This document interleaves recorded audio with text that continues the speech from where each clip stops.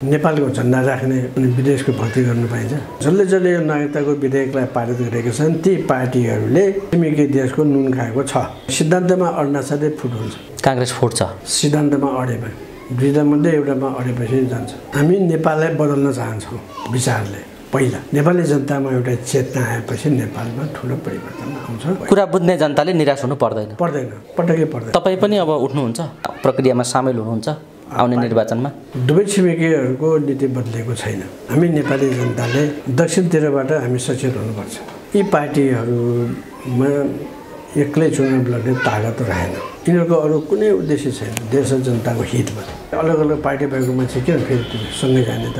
विविध राजनीतिक घटनाक्रममाथि केन्द्रित रहेर कुराकानी गर्नका निम्ति नेपाली कम्युनिस्ट आन्दोलनका एक मूर्धन्य व्यक्तित्व एवं नेपाल मजदुर किसान पार्टीका अध्यक्ष नारायणमान बिजुक्से रोहित हामीसँग हुनुहुन्छ। रोहित सर, स्वागत छ। धन्यवाद।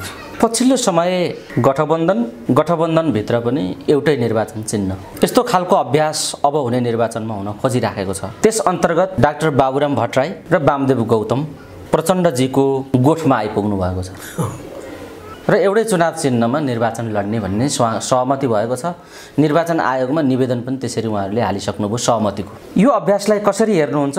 बाबुराम र वामदेव जस्ता नेताहरू किन प्रचण्डकै कोठरीमा आइपुगे भन्ने पनि प्रश्न छ। यसलाई कसरी हेर्नुहुन्छ बताइदिनुहुन्छ? यो त सरल विषय हो। यो बाबुरामसँग पनि अब पार्टीलाई ठुलो बनाउनु पैसा छैन। अर्कोतिर यो हाम्रो चिताकी बितायो भन्ने वामदेवको पनि छैन। त्यस कारण बाध्य भएर तिनीहरूसँग जानु पर्यो। फेरि विदेशी मित्रहरूको सहयोग पनि उतैतिर छ। मित्रहरूले जसो भने त्यसै भएको हो, जानै पर्छ नि। नत्र त समाजवाद छैन, कम्युनिस्ट भनेको पुरानो म्याल नआएको औषधि के भन्नुभयो नि त हो। मार्क्सवादको औचित्य छैन, माओवादको सान्दर्भिकता छैन, यो कम्युनिस्ट भन्ने कुराको अर्थ छैन भन्नुभयो बाबुराम भट्टराईले। त्यति भन्ने मान्छे फेरि किन जाने त?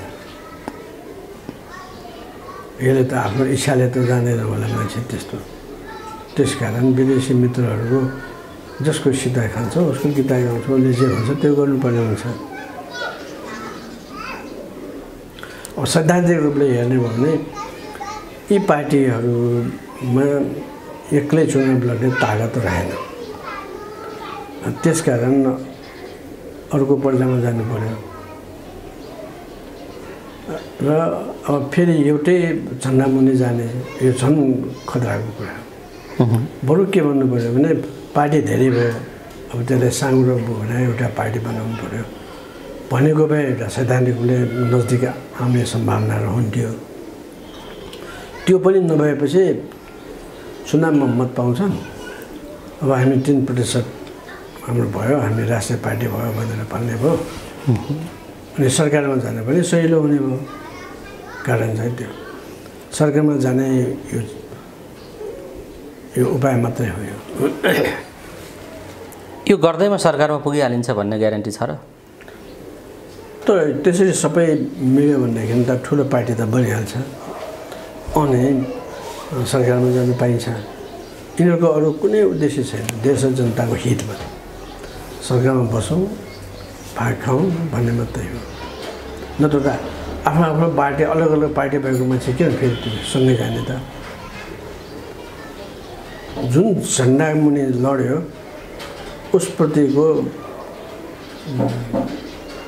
भक्ति देखाउनु पर्ने हुन्छ। सिद्धान्त त नेपालको झन्डा राख्ने अनि विदेशको भक्ति गर्नु पाइन्छ भने जस्तै झन्डा चाहिँ अरूको लिने अनि आफ्नो गीत गाउने कहाँ हुन्छ? त्यो मिल्दैन।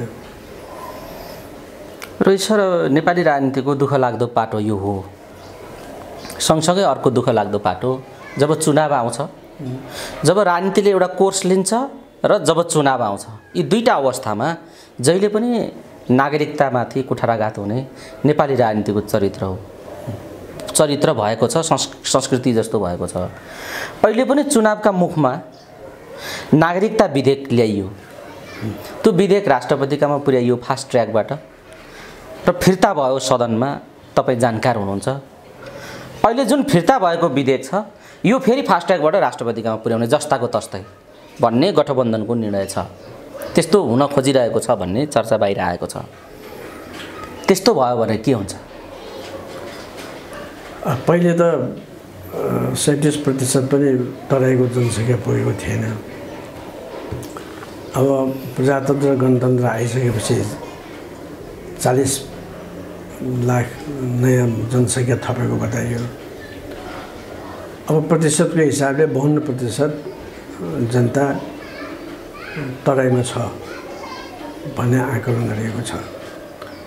भने यसरी अगाडि बढाउँदै जाँदा नागरिकता अस्ति हामीले देखिहाल्यौँ प्रचार माध्यमबाट, तपाईँहरू के यहाँ किन उभिनु भयो वीरगन्जमा भनेपछि हामी नागरिकता लिन आएको, घर कहाँ हुँदा सिद्धामुढी फलान ठाउँमा भनेपछि विदेशमा बस्ने मानिसहरू सिधा लाइनमा बसेर नागरिकता वितरण गर्ने संसारमा कहाँ छ? किन यस्तो गर्यो? विदेशले नभनेसम्म यो कुरो हुनै सक्दैन। त्यसकारण जसले जसले यो नागरिकताको विधेयकलाई पारित गरेका छन् ती पार्टीहरूले छिमेकी देशको नुन खाएको छ भनेर फुर्तेसाथ भन्नलाई केही अप्ठ्यारो मान्नु पर्दैन।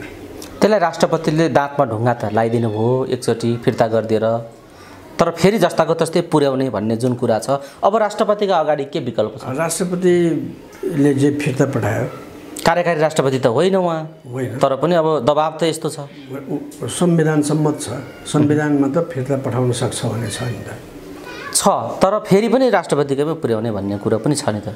यसले के थाहा हुन्छ भने विदेशी प्रभाव हाम्रो देशमा कति छ, संविधान कसरी कमजोर बनायो भन्ने छ कि। यसकारण जुन जुन पार्टी सरकारमा जान्छन् ती पार्टीहरूलाई फेरि पनि चुनावमा ल्याउनको निम्ति मद्दत गर्नलाई गर्नु दिएको हो। अब राष्ट्रपतिले के गर्नुपर्छ तपाईँका विचारमा? राष्ट्रपतिले भन्नुभन्दा पनि अब जनताले के गर्ने? जनताले मान्छे चिन्नु पर्यो। जसले जुन पार्टीले यसलाई पारित गर्न खोज्यो या पार्टी गरे तिनीहरूलाई मत दिएर हराउनुपर्छ। यसको समाधान त्यही हो। त्यही हो रोहित सर, सजाय हो। यो एउटा सन्दर्भ हो। अर्को प्रसङ्ग छ, यो ठ्याक्कै निर्वाचनको मुखमा काङ्ग्रेसमा ठुलो भाँडभैलो सुरु भएको छ। यो भाँडभैलो सकारात्मक सन्देश हो कि नकारात्मक सन्देश हो? चुनावका बेलाको पार्टीभित्रको भाँडभैलो हो। यस्तो अवस्थामा चुनावी मोर्चामा गएर काङ्ग्रेसले कसरी फेस गर्ला भने यो त काङ्ग्रेसको टेन्सन हो। तैपनि एउटा सत्तासीन पार्टीको भित्रको किचलो भएको हुनाले तपाईँलाई मैले थोरै जिज्ञासा राखेँ, कसरी हेर्दै हुनुहुन्छ? त्यसमा के असर पर्छ त्यसले?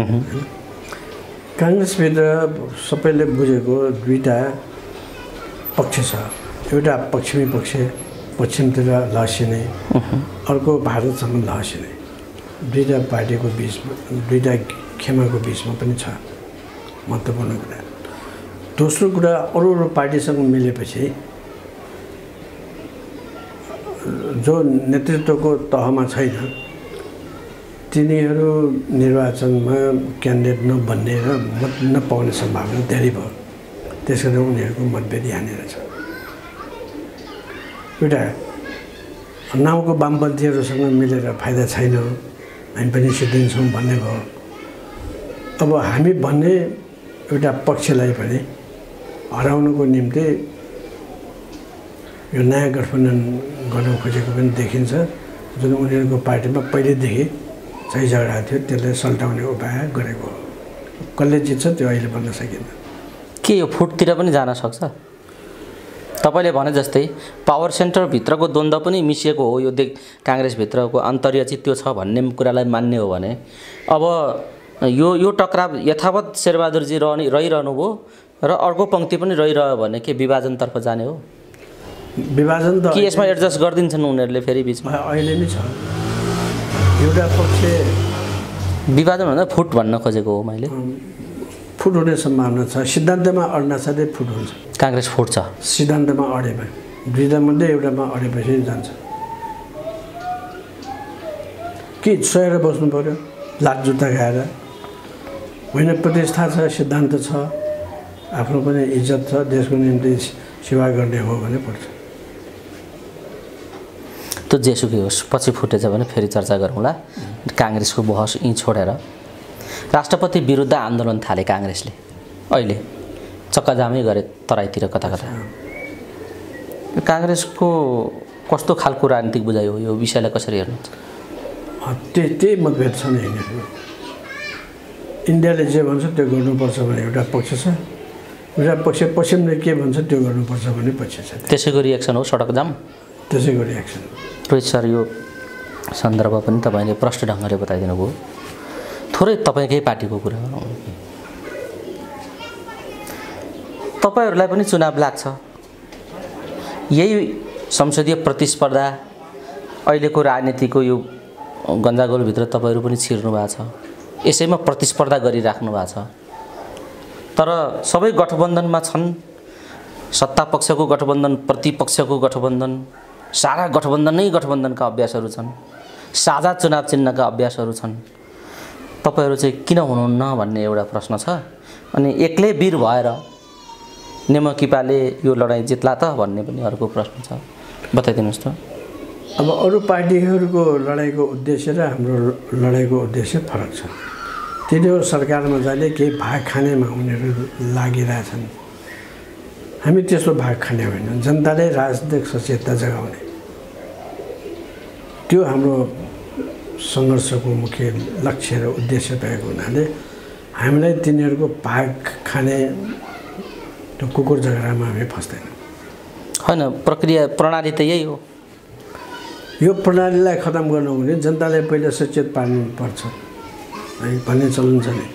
विचारले संसारलाई बदल्छ।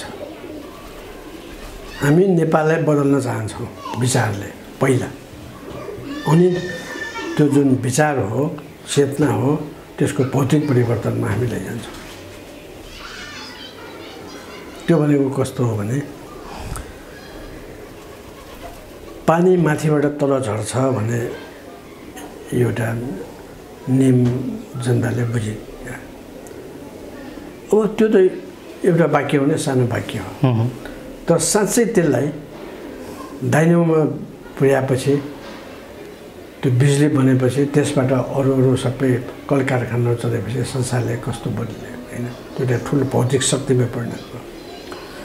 त्यसरी नेपाली जनतालाई सचेत पार्ने जुन हाम्रो उद्देश्य हो, त्यो उद्देश्य हेर्दाखेरि सानो जस्तो लाग्ला, यसले के पो लछार छ भन्ने होला। जसरी माथि पानी माथिबाट तल आउँछ अनि परिवर्तन आउँछ भन्ने कुरो त के पनि होइन जस्तो लाग्छ। अनि जब त्यसलाई बिजुलीमा परिणत गर्यो त्यसपछि संसारमा ठुलो परिवर्तन आयो भने जस्तै नेपाली जनतामा एउटा चेतना आएपछि नेपालमा ठुलो परिवर्तन आउँछ। हामी त्यतातिर छौँ, भाग बन्नमा छैनौँ हामी। यो त्यतातिर लाग्दा यतातिर भएका थोरै थोरै उपलब्धिहरू, थोरै थोरै रक्षा गर्नुपर्ने उपलब्धिहरू पनि तपाईँहरूले गुमाउनुहुन्छ कि भन्ने एउटा सचेत पङ्क्तिले चिन्ता छ क्या। रोहितजी संसदमा सदनमा हुनैपर्छ, उहाँको आवाज उठ्नैपर्छ भन्ने चाहने मान्छेहरू, अन्य नेमकिपाको पार्टी मजबुत ढङ्गको त्यहाँ भूमिकामा हुनुपर्छ अनि मात्रै एउटा खालको खबरदारी हुन्छ भन्ने विचार राख्ने मान्छेहरूलाई तपाईँहरूले साह्रै ठुलो चिन्तामा हालिदिनु हो क्या, बताइदिनुहोस् त। अब त्यसरी मात्रै हेर्ने हो भनेदेखि अहिले दिनको कतिचोटि भोटिङ या मतदानको अवस्थामा जहिले पनि गणपूरक सङ्ख्या हुँदैन। एकै दिनमा 2 चोटि 3 चोटि फेरि घन्टीमा जानुपर्छ भन्नुको अर्थ यो संसदीय व्यवस्थाप्रति संसदबाटै सरकारमा जाने मानिसको वितृष्णा त्यस्तो छ। यसकारण अब यो संसदीय व्यवस्थालाई समाप्त गर्नको निम्ति सदनमा मात्रै बसेर हुँदैन। अब जनताको बिचमा गएर सदनको यो सबै क्रियाकलाप र अस्वस्थताको बारेमा हामीले जनतालाई सचेत पार्ने उद्देश्य हामीले राखेका छौँ। भित्र पनि गर्छौँ, बाहिर त्योभन्दा बढ्ता गर्छौँ। हामी हाम्रो उद्देश्य त्यो हो। कुरा बुझ्ने जनताले निराश हुनु पर्दैन, पटक्कै पर्दैन। त्यो भूमिकामा तपाईँहरू पुग्नुहुन्छ। किन भन्दाखेरि अगाडिको झ्याल ढोका जतिसुकै बन्द गरे पनि कोठाको पश्चिमको ढोकाको कापबाट जुन किरण त छिरिहाल्छ भने जस्तै सदनमा हामीले त्यो कुरालाई उठाउन सकेनौँ भने देशका अरू फाँटहरू त खुलै छ नि। तपाईँ पनि अब उठ्नुहुन्छ, प्रक्रियामा सामेल हुनुहुन्छ आउने निर्वाचनमा? पार्टीको निर्णय भइसकेको छैन। पार्टीले निर्णय गर्यो भने उठ्नुहुन्छ? पार्टीले जे भन्छ त्यो त हामीले मान्नुपर्छ नि, पार्टीमा भएसम्म। व्यक्तिगत रूपमा तपाईँका चाहनाले काम गर्दैन? पार्टीमा आएपछि व्यक्तिगत कुरा त गाउनुहुन्छ। म त पहिलेदेखि भन्छु नयाँ पुस्तालाई अगाडि लैजानुपर्छ भन्ने पक्षमा छु म। बढाइराख्नु भएको पनि छ, बढाउनु पनि भएको छ तपाईँको पार्टीमा? काम हुँदैछ। तपाईँको पार्टीमा आएर हामी पनि यो आन्दोलनमा सामेल हुन्छौँ, कतिपय ठाउँमा निर्वाचन प्रतिनिधि नभएका ठाउँमा हामी पनि उठ्न चाहन्छौँ भन्ने खालका भावना भएका मान्छेहरू जोडिए भने उनीहरूले कस्तो क्राइटेरिया पुरा गर्नुपर्छ? सबभन्दा पहिले त हाम्रो पार्टीको सिद्धान्त र घोषणापत्र अनि विधानलाई मान्नुपर्छ है। तिनीहरू विचारले अथवा शरीरले मेहनत गरी खाने वर्ग हुनुपर्छ। अनि उनीहरूले दरखास्त हाल्नेछन्, उनीहरूको जाँचबुझपछि, वैचारिक रूपले जाँचबुझपछि उनीहरूलाई सदस्यता दिनेछन् या सदस्य दिने अवस्था नभएसम्म तिनीहरूलाई अब आवेदक सदस्यको रूपमा राख्छौँ र जुन किसिमको सहयोगको आवश्यकता छ त्यो अनुसार काम गराउँछौँ। यो प्रक्रिया छ नेमकी पासन। ठिक छ, यो तपाईँको पार्टी र चुनावको सन्दर्भमा मैले थोरै जिज्ञासा राखेको थिएँ। पछिल्लो समय नेपालको राजनीतिमा बाह्य हस्तक्षेपको चर्चा गर्दा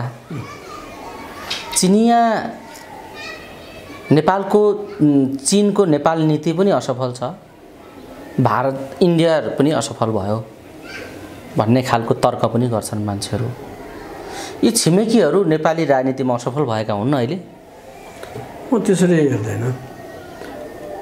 चीनको नेपालप्रतिको नीति भनेको नेपालमा हस्तक्षेपको नीति।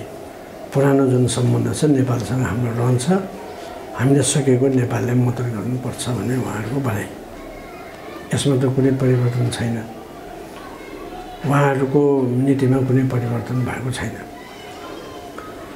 तर दक्षिणको कुरो हो भने दक्षिणले त के भन्छ, नेपाल हाम्रै हो भनेर अन्य किसिमको जालसाजी गर्ने, मौका परे प्रान्त होसम्म भनिदिने दुस्साहस गर्छ।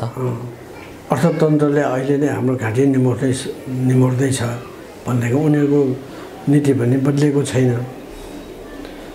दुवै छिमेकीहरूको नीति बदलिएको छैन। तर यसमा कुन सकारात्मक पक्ष छ भने उत्तरको सकारात्मक छ नेपालको निम्ति, दक्षिणको चाहिँ नकारात्मक छ, त्यो उत्तरको सकारात्मक छ। त्यस हिसाबले हेर्ने हो भने हामी नेपाली जनताले दक्षिणतिरबाट हामी सचेत हुनुपर्छ। किनभने हरेक कुरो त्यहाँबाट खराबीहरू आउँछ र रोग त्यहीबाट आउँछ, लागु पदार्थ त्यहीबाट आउँछ, अपराध त्यहीबाट आउँछ, कालाबजारी त्यहीबाट, तस्कर त्यहीबाट आउँछ र साथसाथै नक्कली रुपियाँ त्यहीबाट आउँछ। हरेक कुरा तलैबाट आउँछ र नक्कली मालसामान त्यहीबाट आउँछ। साथसाथै नेपालतिरको जनतालाई धम्की दिने त्यहीबाट आउँछ। मल आउँदैन है र महँगी त्यस्तै छ, पेट्रोलियम पदार्थको भाउ घटाउँदैन। यी सबै कुराले हेर्दाखेरि नेपालप्रतिको बेलायती साम्राज्यवाददेखिको नीतिमा कुनै परिवर्तन अहिलेसम्म आएको छैन। यस्तो अवस्थामा नेपालको राजनीतिले कसरी अब यसलाई डिल गर्छ या हल गर्छ त भन्ने कुरा छ। नेपालमा जो सत्तामा जान्छन् तिनीहरूले सकेसम्म भारतबाट आफू मुक्त हुने बाटो खोज्नु पर्थ्यो। जस्तो कि हाम्रो अर्थतन्त्रलाई आफ्नै खुट्टामा उभ्याउन खोज्ने, कृषि अर्थतन्त्रलाई विकास गर्ने, उद्योग धन्दाले विकास गर्ने, व्यापारलाई बढाउने र हाम्रो सेपको साँचो भारतलाई नदिने, यी कुराहरू गर्नुपर्ने हो यो सरकारहरूले। अब यी सरकारहरूले नबुझेको हो कि डराएको हो कि नुन खाएको अब तिर्नु पर्ने भएको हो कि यो कुरो मिलिरहेको छैन। यो नमिलेको अन्तर्राष्ट्रिय सम्बन्ध थप पेचिलो बन्दै गएको छ। त्यसमाथि नेपालले युक्रेनको समर्थन गरिदिएपछि नेपाललाई हेर्ने दृष्टिकोण र नेपालको परराष्ट्र नीतिलाई हेर्ने सवालमा पनि धेरै खालका चुनौतीपूर्ण प्रश्नहरू खडा भएका छन् भन्ने आम रूपमा अहिले चर्चा हुने गरेको छ। त्यो सत्य हो। अब अमेरिका र नाटोले उपद्रव गरे हो, त्यो युक्रेनका दुईटा गणतन्त्रहरूमाथि हमला गरेको हो, लुहान्स र डोनेट्स्कलाई।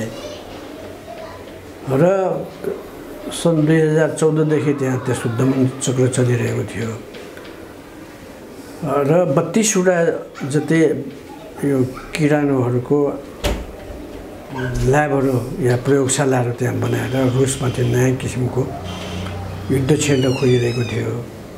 विदेशी सेना पनि ल्याएको, पक्राउ पनि बनाएछन् कति विभिन्न देशका। भन्ने बेलामा स्वयंसेवक भन्ने त तिनीहरू सेनै थिए। र यो अहिलेको नौ नाजीवाद भनेको जातको आधारमा, धर्मको आधारमा, साथसाथै यो अति राष्ट्रवादी दृष्टिकोणले र हत्या हिंसामा विश्वास गर्ने प्रजातन्त्र विरोधी, त्यसरी नै जबरजस्ती हाम्रो राष्ट्रको निम्ति सबैले मर्नुपर्छ र हामी आर्य रगत हो, आर्य रगत पवित्र रगत हो, संसारलाई शासन गर्ने अधिकार राख्छ, नैतिक अधिकार राख्छ भन्ने खालको जुन दृष्टिकोण थियो पहिले हिटलरको, यो नयाँ हिटलरहरू हो यिनीहरू। यो जेलेन्स्की भनेको त्यस्ता मान्छे हुन्, उसको बुवा पनि त्यस्तै हो। अब यस्तोलाई त्यहाँ जनतालाई दबाइराखेको, साथसाथै रुसतिर हमला भइरहेको थियो। अब त्यस्तो सरकारलाई समर्थन गर्नुको अर्थ नेपाललाई अमेरिका र नाटोको प्रभाव जबरजस्ती छ, एकदम चौकोसँग छ। त्यसको विरोधमा हामीले सङ्घर्ष गर्दै जानुपर्छ, अन्यथा हामीले पनि घिसारेर लैजान्छन् तिनीहरूले। र आखिरमा जसरी पहिलेको हिटलरको जस्तो परिणाम भोग्नु पर्यो, त्यसरी जेलेन्स्कीहरूको अन्तिम परिणाम चाहिँ त्यही हुन्छ। जनताले मन पराउँदैन। युरोपका जनता पनि सङ्घर्षमा जानेछन् उनीहरूको विरोधमा। नाटो पनि खतम, अमेरिकी साम्राज्यवाद झन् तल झर्छ। अमेरिकी साम्राज्यवाद दुई किसिमले तल झर्छ। दोस्रो विश्वयुद्धको बेलामा जुन निर्माण भएका ठुल्ठुला आयोजनाहरू छन् तिनीहरू अहिले बिस्तारै खस्दै छ। पुल भन्नुहोस् या ड्यामहरू भन्नुहोस्, त्यस्ता सबै कुराहरू पहिलेका सबै पुरानो भइसकेका छन्। उनीहरूसँग त्यसको मर्मत गर्ने पैसा छैन अहिले। अर्थतन्त्र त्यसै झर्दैछ र उनीहरूले पैसा सबै हात हतियारमा लगाएर लडाइँ हुँदैन। लडाइँ नभएपछि उसको हात हतियार बिग्दैन। त्यस कारणले पनि यो छत्तीसगढ जहाँ पनि लडाइँ गराउनु खोज्छन् तिनीहरू। युक्रेनलाई सहयोग गरेर युरोपमा युद्ध मचाउनु खोजेको त्यो पनि त्यति उनीहरू सफल भएनन्। साथसाथै अब चिनको ध्यान पनि उतैतिर तान्ने। चिन पनि ठुलो छ, अहिले पैसा कमायो चिनले। साथसाथै अब थाइवानलाई पनि हामी हतियार बेचौँ, त्यही एसियामा युद्ध फेरि चर्काइदेऊ अनि हतियार बेचेर धनियौँ भने त्यो पनि सम्भव चाहिँ देखिन्न अहिले। अब उनीहरूले पहिले नै यो चिनका केही भागहरू जस्तो कि थाइवानै भयो, हङकङै भयो, तिब्बत भयो, छिङचाङ भयो पश्चिमको, है, ती सबै चिनको अभिन्न अङ्ग हो भनेर तिनले स्वीकार गरिसकेको हो। 1971 को साङ्घाई वक्तव्य अथवा त्यो सम्झौतामा त्यस्ता दुई तिनवटा गरेका छन्। अहिले आएर त्यो जथाभावीसित न्यान्सी पेलोसी संयुक्त राष्ट्र अमेरिकाको संयुक्त राज्य अमेरिकाको सभामुख त्यहाँ जानुपर्ने आवश्यकै थिएन, जानुहुने थिएन। त्यो त कार्यकारी पनि होइन। राम्रो काम तिनीहरूले गरेर चीनलाई भड्काएको एकातिर, अरू सारा पूर्वी एसियामा नै युद्ध चर्काउने जुन काम गर्यो त्यो साह्रै निन्दनीय काम हो। त्यो काममा हाम्रा पनि सामेल भए, दोषभागी बन्ने भूमिकामा हाम्रो सरकार पनि उभिएको हो अब कि सामान्य कूटनीतिक मर्यादा अन्तर्गत हो? अमेरिकासँग हाम्रो सैनिक अहिले पनि हिजो अस्ति पनि अमेरिकाको सैनिकहरू यहाँ पुग्यो। ती सबै कुराले नेपाल पनि घिस्रेर जाने हो कि नेपाललाई घिसार्दै हो कि? रोहित सर, ठ्याक्कै यो चिन्ता भइराखेको बेला एउटा पनि जिज्ञासा तपाईँसँग भेट भएको बेला कुराकानीमा राखिहालौँ। यो अहिलेको जुन सरकार छ, परमादेशको जुन सरकार बनेको छ देशमा, यो सरकार बनिसकेपछि यो सरकारको अन्तर्राष्ट्रिय कूटनीतिक सम्बन्ध, दुई छिमेकी र अन्य मुलुकहरूसँगको सम्बन्ध कस्तो पाउनुहुन्छ? नेपाल त साह्रै असफलै भएको हो नि अन्तर्राष्ट्रिय सम्बन्धमा। नेपाललाई हेर्ने दृष्टिकोण अहिले त्यति पहिले इज्जतपूर्वक हेर्ने, तटस्थ रहेछ, आफ्नो दृष्टिकोणमा स्पष्ट छ भन्ने थियो। अहिले त्यस्तो होइन। यो त दुई चिउरे हो कि एकातिर लागिसकेको छ भन्ने छ। र तटस्थ राष्ट्रहरू भनेको साम्राज्यवाद विरोधी, उपनिवेशवाद विरोधी, देशको स्वाधीनता र सार्वभौमिकताको निम्ति लड्ने देशहरूको समूह हो त्यो। अब यो जसले संसारलाई दुःख दियो र उपनिवेश बनाए, तिनीहरूको पिछो लग्गु भएर गइसकेपछि त जनताले त अरू संसारका तटस्थ देशहरूले त यसलाई मन पराउने कुरै थिएन। मुखले नभन्दा योबाट होसियार गर है, हामी इन्डियामा जाँदाखेरि होस् गरेर पकेट, यहाँ पकेटमा धेरै छ भने जस्तै नेपालसँग होसियार गर है, कहीँ पनि फेरि टुटी गरिदेला भन्यो। शङ्काको र अविश्वासको स्थिति छ भन्ने, अन्तर्राष्ट्रिय रूपमा त्यो स्थिति छ भन्ने तपाईँले प्रश्न गरिदिनु भयो। तर यहाँ अर्को थरी कुराहरू पनि आइराखेका छन्। जस्तो जब नेपाल सरकारले युक्रेनको समर्थन गर्यो, त्यस पछाडि दुईटा छिमेकीहरू झस्किए र अब नेपालको सवालमा यो नेपालको अहिलेको प्रणाली, नेपालको अहिलेको राजनीतिक चरित्र, नेपालमा अहिले चलिरहेको व्यवस्था, यी सबै कुरामाथि सोच्नुपर्ने ठाउँमा दुईटा छिमेकीहरू आइपुगे। त्यसकारणले अब यहाँ कोर्स करेक्सन हुनेवाला छ, यस्तो पनि मान्छेहरू भन्छन्। तपाईँलाई के लाग्छ यो विषयमा, के भन्नुहुन्छ? अब त कोही त झस्के भन्नु पर्यो यसलाई। जसरी नेपाल सरल छ, तटस्थ छ, यसबाट अरूलाई दुःख हुँदैन भन्ने छ, त्यो छैन। अब त हामीले त के पिर छ भने जसरी बेलायतसँग अहिले भने बेलायत यो कोर्स परिवर्तनको कुरा सोचिरहेका छन् छिमेकीहरू भन्ने कुरा जुन छ नि, बाहिर चर्चा हुने गर्छ।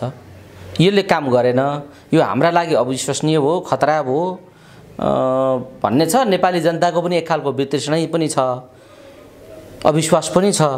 त यही बिचमा एउटा खालको भूमिका खेलिहालौँ, कोर्स परिवर्तनतिर लगिहालौँ भन्ने खालको कुरा पनि छ। र दुईटा छिमेकी एक ठाउँ आयो भने यिनीहरू देशै छोडेर भाग्छन् भनेर तर्क गर्छन् मान्छेहरू। बताइदिनु न यस्तो तर्कमा कस्तो छिमेकी एकैचोटि आउँदैन।